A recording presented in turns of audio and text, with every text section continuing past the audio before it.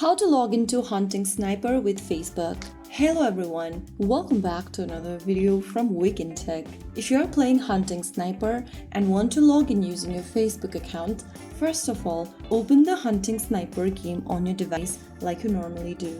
Once you're inside this home page, go ahead and tap on your profile icon at the top left corner, and from the player profile page, click on Secure/Recover from the bottom. Now, go ahead and tap on Sign in with Facebook option. Log into your account using your Facebook account's credentials, that is your email or your phone number followed by your Facebook account's password, and once you are in, click on the Continue button in blue at the bottom.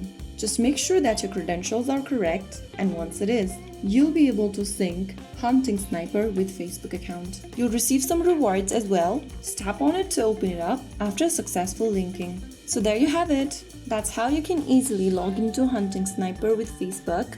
You can get back to Hunting Sniper and continue your game anytime once you have linked it successfully. So that is how you do it. If you found the video helpful, don't forget to like, share, and subscribe to our channel. I will see you again in the next video. Stay tuned and thanks for watching.